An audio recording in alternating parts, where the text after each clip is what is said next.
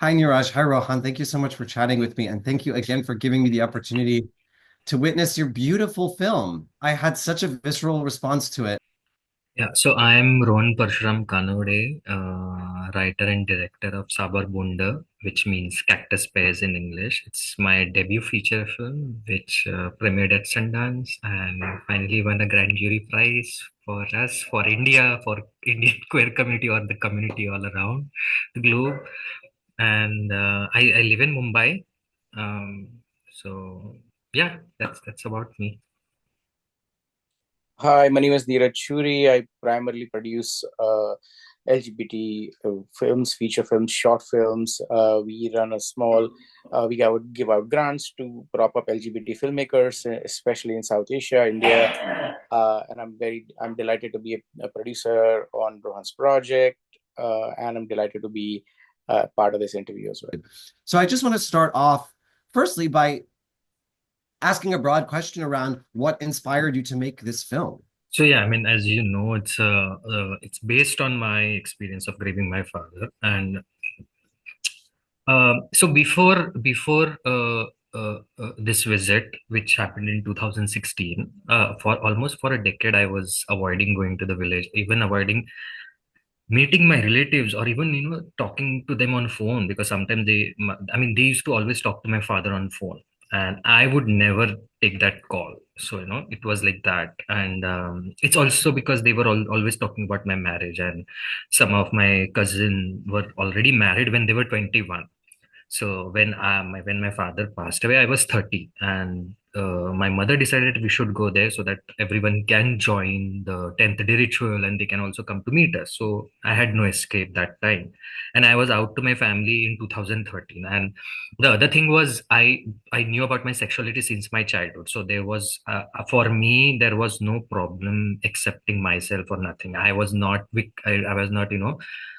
cursing my sexuality. There was nothing like that. Either I was happy, and when I came out to my father, it was a very surprising that he just accepted me without any struggle. And uh, it was I had this baggage of other coming out stories which were a bit problematic, or where parents didn't accept their kids. And so I was also scared, but when this happened, and actually my father uh, coaxed me to open up, because something had happened and I was very sad, and my father saw that, and that's when he said, please share what's happening, because until and unless you share, I will not know what is happening. And then I will know if I can help you or no, but at least share. And that's when I told him, and he just accepted. And he just said, the way Anand shares in the film, that he said that you know about yourself, that's important. And it was just that, and I was so surprised that there was no drama, nothing. And when I came out to my mother, who's illiterate, even she accepted me just like that. And that's when I felt, that wisdom is something that person always has. Education doesn't give you wisdom. This notion that your immediate family, your mother and father, were actually quite accepting of you and really just were interested in your own happiness and security. And with so many queer stories that we hear, a lot of it is focused on that tension between whether or not our identity is accepted in that space. And this story really is about the conflict of interest that it creates with the sense of tradition and obligation around getting married and starting a family rather than the identity itself being a problem. So I'm curious what the experience for yourself that was like in terms of how you balanced those things and how it informed how you told this story. So, I mean, I don't know if I consciously tried to balance anything, because everything was what I really experienced. So, whatever happened in the house with the relatives, most of them were inspired by my conversations with the relatives, or some of the conversations I wished I had with my mother. So the sequences with the mother didn't really happen, Uh-huh. but they were actually inspired by my partner and his mother's bond, because me and my mother, we are the quiet ones, we don't really talk. But my partner and his mother, they talk. I mean, she's no more. I mean, next month we'll be celebrating her first death anniversary.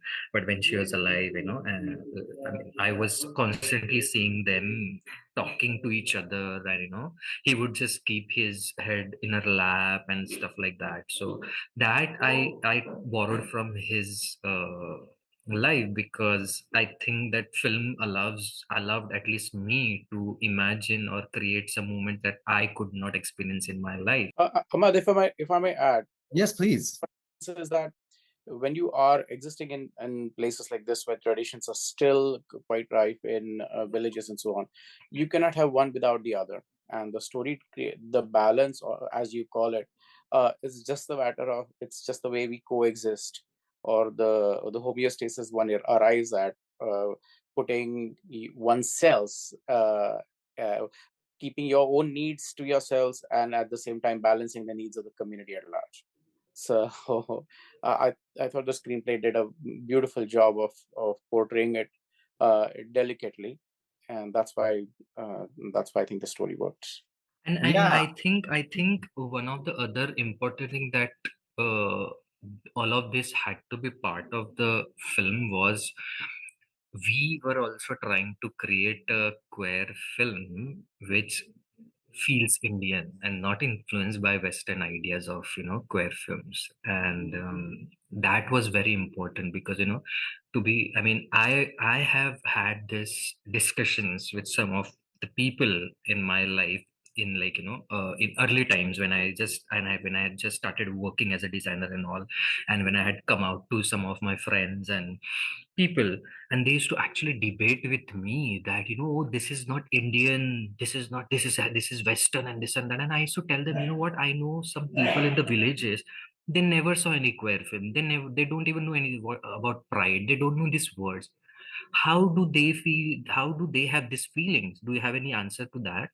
And they didn't have, but they kept saying, "Oh no, this is Western." And one of the person in my vicinity in Mumbai, he even told me that, "Oh, all of these things are for rich people, not for us," because I grew up in a one room house in a slum. And he actually said that. And that's when I realized people have completely different ideas about them. That's when I felt using all of these experiences and using these customs and by situating this story in lower economical strata and in the rural area, I could actually make this story our own, Indian story. So that was another reason all of this had to be part of the film.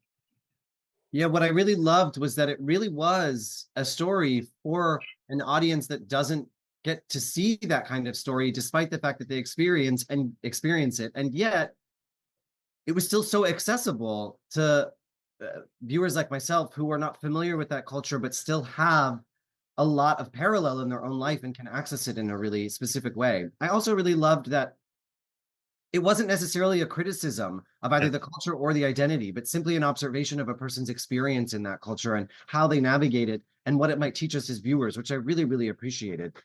What I'd love to know more about is what your or Anand's or both, what your experience, how your experience might differ as a queer person between this village traditional ritualized moment and how they might live their lives in Mumbai and how that might inform how they navigate having to deal with these traditions and all of these questions. And so what Anand's life might have been like relative to your own experience that made being in the village possibly more tense. So if you could unpack that for us a little bit. I'm a filmmaker, that's my identity.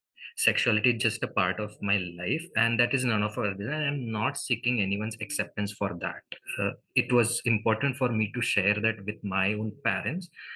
It was just that and that is why I never came out to my relatives, because I'm not seeking anyone's acceptance. It's not anyone's business. So that's my personal view, and that's what I think. Uh, uh, I was thinking when I was there, that just because of this pressure, if I come out, I don't know how these people will react and how they will treat my mother, because, as I said, I had distanced my relatives and I really don't meet them that much. But my mother, she's very much connected with them. and she needed them more than me during that time, and that's why I didn't want to create any problems. That's why I had to just keep quiet. So it in a way, it feel he knows about himself, and he's exploring his life with other men. He has these other encounters. The only thing that he's not finding is the actual love and emotional connection with the another person, which he starts finding with Anand.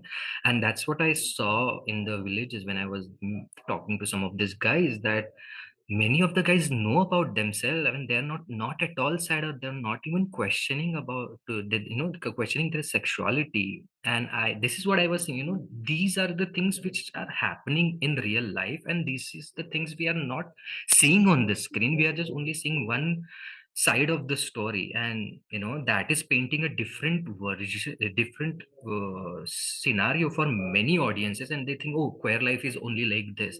And this is why showing some of the positive aspect also was important in this film. So and I must also tell you that when I was speaking to some of the guys in the rural areas, they told me that they came out to their parents and their parents accepted them. And I was like, see, I mean, things are changing, and with this thing our stories also should change, and that's when we will change the queer narrative. So all I think, yeah, all of these things uh, came in the film because of that reason. Yeah, what I really loved is that there is, particularly with cultures that we're unfamiliar with, this assumption that queerness might not actually be accepted, when really the conflict is around other ancillary details about life that aren't necessarily about acceptance, but just, okay, well, what do we do now that this reality exists? So sometimes these experiences can create a different experience and different kind of stories on screen, and then while doing that, I'm actually trying to mimic life on the screen. And in real life we don't really see this charged emotion discussions all the time that we see in the films. And I just love that, that if I can create something which is so true to life, and maybe by doing that, audience experiences something that they feel, oh, I have gone through something like this, or maybe this is me I'm seeing on the screen. And that is what I wanted to create through this film, and not a imagined version of queer life in the slums or the villages, but something that is really that happens and people experience in day-to-day life. What I really appreciated was that, like you say, so many queer stories can be really sensationalized in the interest of telling drama or creating moments that are electric on camera, when those can still exist in a lot of the quietness and the small navigation of whatever tension might exist navigating your identity through these traditions. So I'd love to know what your experience really building that sensory experience was like. What informed you to create the film in such a way that we really felt like what it might have felt like to be there, and how you managed to capture that so effectively? I'm the producer, so what I was intrigued by was that when Rohan came to me with the story, he was absolutely clear about how he wanted to film it, in terms of not just the scenes, but so he was very clear that we don't want background music. He wanted richness of that environment to carry us into that scene, into that place. If you notice, music is one way that we sort of um, tease a emotion. We want users to feel, we want viewers to feel a certain emotion. That's why we have those music is a bit manipulative at times. So him not using music was a bold move.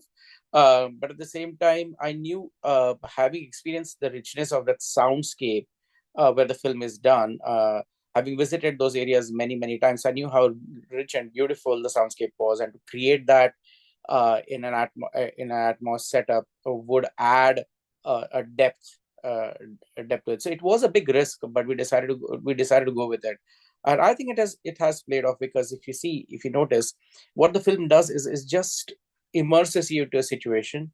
It's you who chooses to react the way you want to based on your own experiences. So everyone might get different experience. In some way, they will relate with it, or at some micro level, they might have slightly different experience out of it.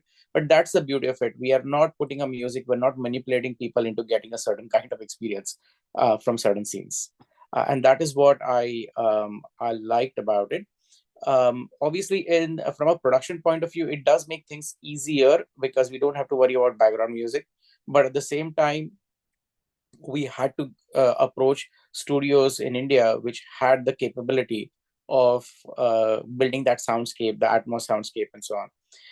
We did recordings of the sound twice. I mean, when we were filming it, we had recorded some of the ambient sounds out there, but then again at the post production stage, our team again went there to record the sounds exactly where the scenes were shot, so that we could get the ambience right. And piece by piece, we spent quite some time building that soundscape to make it richer. Uh, To be honest, it's actually sound designers spent 600 plus hours creating the soundscape. Yeah. So the sound designer, to Rohan's point, he was telling me that uh, he did um, he did sound design for a film which is equivalent of Mad Max, like India's sort of version of Mad Max, a really high budget film, highly complex VFX and so on and so forth.